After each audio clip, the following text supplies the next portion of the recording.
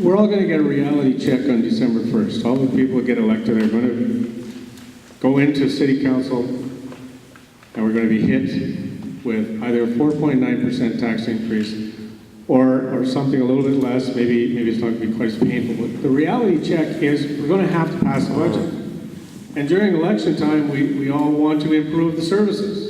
More transit, more construction, more incentives. The money's not there. So the first thing we're going to have to do is tell the city, we can't accept 4.9%, so go back and sharpen your pencils. But secondly, we're going to have to find new efficiencies that can be implemented over the first year, because we have to find those efficiencies immediately. The third thing we have to do, I believe, is eliminate any expenses that are not urgently needed for 2015. Anything that's not essential or urgently needed, we have to put on the back burner. We need breathing space. And we have to delay any new initiatives that'll have a negative revenue effect. So anything new coming in has to pay for itself, or we have to delay it. We need breathing room. Once we get that, I think we can look at the budget for 2015. We can start doing that in February. We have to look at long-term reduction of non-essential positions over 4 years. We have to implement strategies that are going to generate more property tax revenue and commercial growth. And then we have to put a guideline in place so that the budget impact on taxpayers will be no greater than 2% per year, and that's it. Staff has to come back with something that is no greater than 2%. Don't even start with 4.9%. We have to take those actions. We can't just talk about this. We have a reality check on December 1st. We have to do something.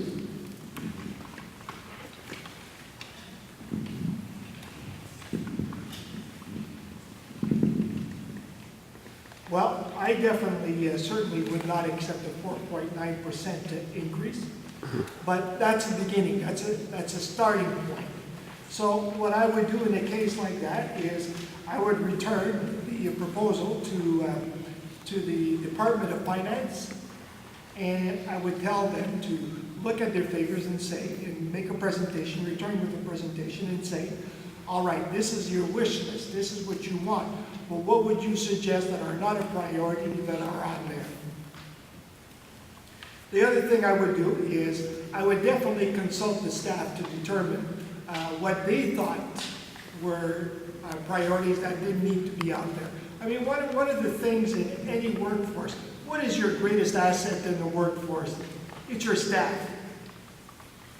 So let's keep that in mind when decisions are being made. The other thing I would do is, you know, part of the problem in the past in a lot of businesses is the management or the administrators are the ones that make the decision. They don't consult with the staff. So, but like I said, I do believe that the staff are the ones that have the answers. They'll come back and provide us with some answers, and we as a group, as a team, when we get together, we'll work it out from there. Thank you.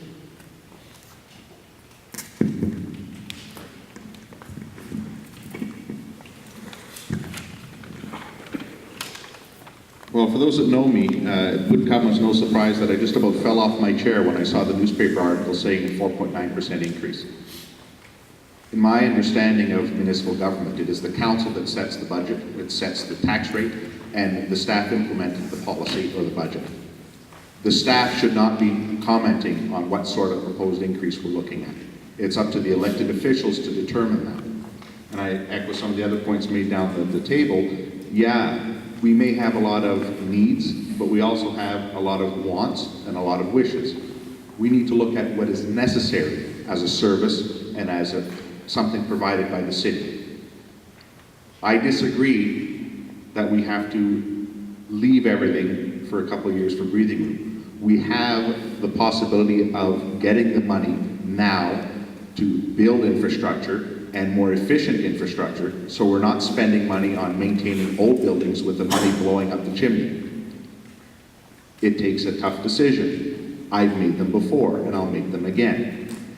Look at the other ways to raise revenue. Look at municipal bond issue. look at private partnerships, public-private partnerships, and let's get some of this infrastructure going. If we keep waiting until the buildings fall down and the roads are destroyed, then it's a no-brainer. You have to spend the money. The whole point of having an elected council is to make the decisions long ahead of time, to save money in the long run, to use the taxpayers' money to be most effective and most efficient. I think it can be done. I don't think we need to wait a year into the term. We've got a 4-year term. Let's make all 4 years count. Thank you. The thought of a 4.9% tax increase is unacceptable and should not be tolerated. Not to trash on anybody, but it lies solely on the current council, so don't think any one of us 5 are responsible for that. The trouble is, when elected on December 1st, new council will have about 60 days, if I'm not mistaken. I think February 1st, the budget is due somewhere in there. So it puts a lot of constraint on a new council to fix that problem. If elected, in the coming years, I propose a zero-based budgeting. We'll start by looking at the short and the long-term actions, and we need to see where our money is being spent and setting the spending priorities for the long-term ground. We can't just think 4 years. We have to look to 2020 and beyond. We can work year-to-year budgets, but we have to look to the future. Wants and needs have to be differentiated. We need to bring in public partnerships, possible borrowing with bond issues, and the reduction of non-core and non-essential services. I do agree with our previous two. We can't spend money that we haven't got. Yes, and 4.9% increase is something we haven't got. We have people right now having problems to pay the taxes of this last year we had. They're on retirement from 10, 15 years ago. We have to help them before they go out of their houses and become a responsibility of our welfare system. Okay. Falconbridge and Valley have a decent reason for having a cost-effective suggestion plan. Give those to the employees of the city. We have a 15% of the first year saving that the employee gets if he renders a saving to the city. Let's hear them. It's very important. It's not costly to the city at all because it's 15% of the saving. So if he saves $100,000 to our city or $1 million, it only accounts for $15,000, and there's also a maximum to an award that they can give. So when I'm briefly being told, there's no reason actually for department to squander the remaining of the budget that they have this year. I worked for a company that did this. On the 24th of December, we have to have everything purchased so that we blew our budget, so that we could get 3% increase next year. It happens in every city, in every office. Thank you.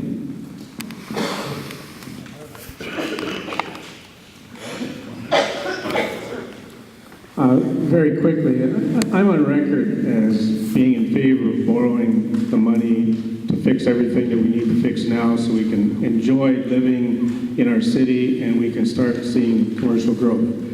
But in the immediate 1 or 2 months when we first start, when we sit down on December 1st, we have to put out the fire.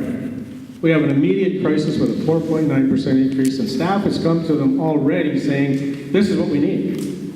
So we have to make some decisions to say, let's get a couple of months, let's make sure we've got 2015 underway, and let's now start to look at what we can do in the future. Long term, pick up these things about the municipal bonds, figure out what we can borrow, how much we can borrow, if we want to borrow, and start making some long-term plans.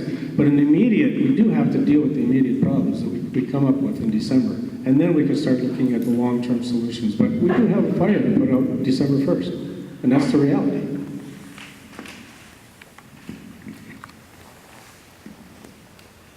Some of the ways the city can raise revenues or collect revenues is simple. The city has thousands of dollars in outstanding fines. That is a source of revenue that we are not receiving. When I say outstanding fines, I mean municipal bylaw infractions. I would start by collecting that, and that would be a source of revenue. Now, in regards to zero-based budgeting, I'm not sure if you mean 0% increase on everything? No. No? You're not talking about it? Okay. All right, then, the other thing to remember, if my car is broken, and I know I can't repair it, I'm not going to replace it. So in other words, if the Sudbury Arena is broken, I can't afford to repair it. I'm not going to repair it at this time. That's something that's going to be late. That's a luxury. And anything that's a luxury that we don't need to do, I suggest we put on hold, and I'm sure it'll come out in the end of the 4.9%.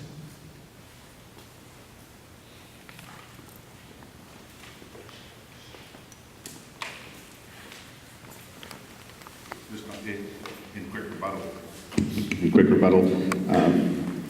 It's a 4-year term that we're being elected to, and tough decisions do have to be made. No ifs, ands, or buts about it. But it's not going to be a fun, happy 4 years. It's going to be stressful. It's going to be difficult. But the citizens are electing us to that 4-year term, expecting 4 years, not a 1-year grace to get up to speed and figure out what has to happen.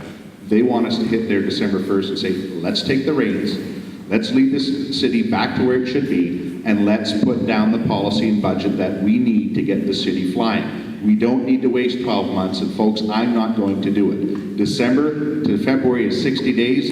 Might have to work a little bit over Christmas. I'll get you a budget out, and it won't be 4%. Richard, zero-based budgeting, you make $100,000 a year, you pay your mortgage, you pay your car, you pay your insurance, you pay your essentials, your necessities. Like you said, you got to differentiate between needs and wants. I want a new truck. I don't need one. So that's what I mean by zero base. Doesn't mean 0% tax increase. No more than the rate of inflation, or a little over 1.5% to 2% maximum. And the reward system at Falcon Ridge is no longer there. We're now called Glencore. But it is the idea of rewarding managers and staff for finding cuts to their own budgets. Most managers don't want to cut their budgets. If you give them a way to reduce that budget by finding that reward, I'm in agreement with it. But we no longer have it at there, and I don't believe it's at Val.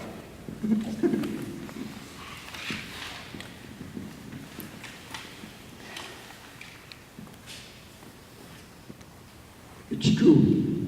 Our employees are our resources. There's work that has been done on our street. We have one truck that's idling for 8 hours because he's a supervisor. We have 3 men doing the job. How come we end up with this type of waste of time? One supervisor should be able to handle at least 4 or 5 different jobs in different parts of the city. He's sitting in a truck. The city's big, but this is ridiculous. We're paying wages for people sitting. How can we be efficient? No wonder they're asking for 4.9%. But it's easy. If you look around, we can all cut. We see them. Why do we have to pound on a manager's head to get this done? Thank you. Okay, so now, Bernie, we okay to break for about 5-10 minutes? So if you'd like to get up, stretch your legs, washrooms are just down the hallway. We'll come back with a few more questions from the floor.